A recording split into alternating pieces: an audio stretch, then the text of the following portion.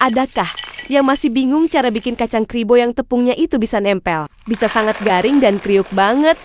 Menariknya lagi, cemilan ini cuma terbuat dari kacang tanah dan telur saja, tapi hasil akhirnya bisa seenak ini loh. Nah, kalau kamu sudah penasaran, yuk langsung saja kita mulai. Pertama, siapkan 6 siung bawang putih. Tambahkan sedikit gula pasir, lalu haluskan menggunakan ulekan sampai teksturnya benar-benar lembut dan halus. Kalau sudah halus, selanjutnya siapkan wadah yang agak besar. Kemudian bawang yang sudah halus tadi dimasukkan ke dalam wadah. Selanjutnya pecahkan 3 butir telur kalian ke dalam wadah. Lalu tambahkan 1 bungkus bumbu penyedap rasa, tambahkan sedikit micin. Lalu tambahkan cabai bubuk kalau kamu suka rasa yang pedas.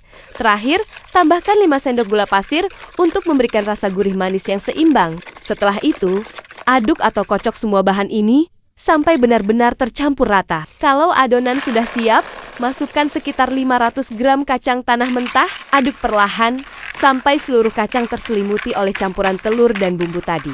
Pastikan semua kacang terlapisi dengan merata, supaya nanti rasanya konsisten di setiap gigitan. Berikutnya, tambahkan sekitar 250 gram tepung ketan secara bertahap sambil terus diaduk. Ingat masukkan tepung secara bertahap ya.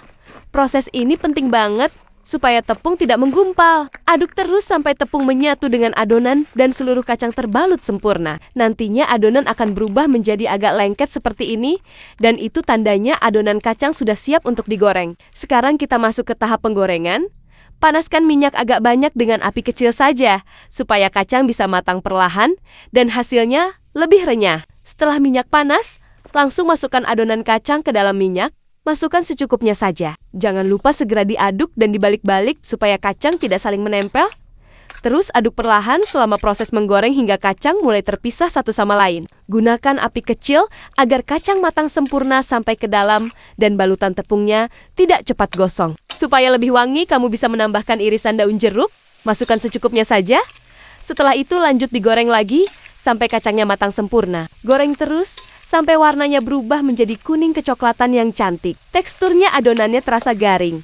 Dan aromanya itu mulai harum menggoda. Kalau sudah matang, langsung angkat dan tiriskan terlebih dahulu supaya minyak berlebihnya turun. Setelah itu, pindahkan ke dalam wadah dan siap untuk disajikan. Dan inilah dia hasil akhirnya.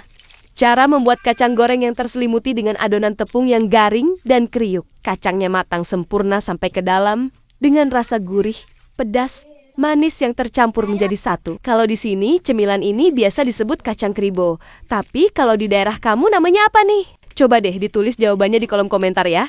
Selain rasanya yang enak banget, cara membuatnya juga praktis. Bahannya mudah ditemukan. Dan pastinya, cocok banget dijadikan stok cemilan di rumah.